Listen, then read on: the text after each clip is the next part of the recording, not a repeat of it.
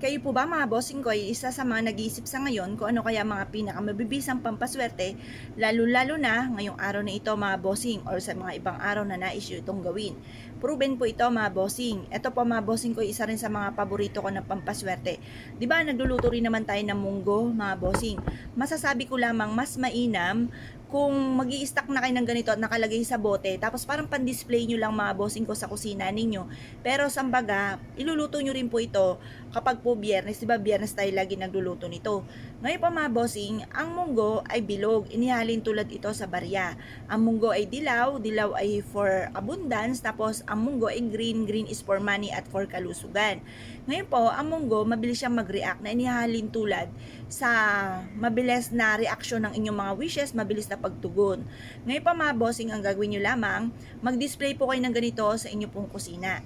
Or kaya po, kumuha kayo mga bossing ko ng tissue at pagkatapos, basain nyo yung tissue, maglagay ka ng 7 or 5 na munggo sa tissue. Tapos, isulat nyo po dito sa tissue, bago nyo basain to, lagyan nyo muna ito ng magkano yung amount na gusto po ninyo. Halimbawa, gusto niyo po ng 1 million.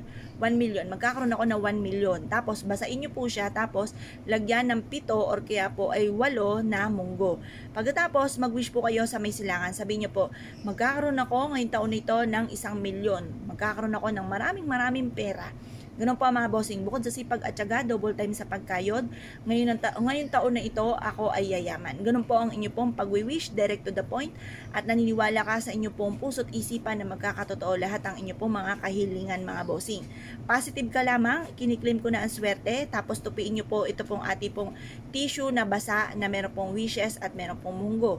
Pagtapos ng alas 8 ng umaga, isiksik nyo po ito mga bossing ko sa may itaas na, halimbawa sa may gawing silangan na may bintana kayo, may berhas, isiksik nyo po doon, or kaya po mga bossing ko, isiksik nyo sa may pintuan ninyo kung saan kayo pwedeng magsiksik yung, di ba may screen po tayo, meron dong hindi gumagalaw yung nakapix.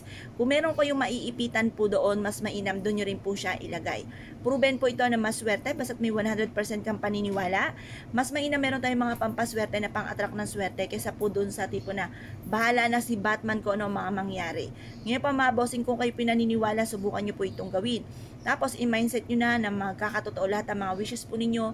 Tapos sabayan palalo ng sipag at syaga, pagiging positibo sa buhay, huwag kang makakalimot magdasal, mag-wish ka kung ano may mga pinapangarap ninyo. Harap po kayo sa may silangan, magtapon ng mga kamalasan, kagaya ng lagi ko po i-share sa inyo sa umaga. Pagkatapos mga bossing ko, yun, kung may mga pagsubok ang pinagdadaanan, ipagdadasal nyo lang ito at huwag nyong isipin ng isipin.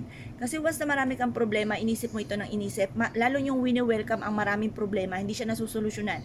Bagkos ay maaari pang mauwi sa depression at dumami ang problema nyo at magkaroon pa kayo ng karamdaman. Kaya kailangan positive ka lamang mga bossing. Tapos subukan nyo po ito, proven po ito na maswerte.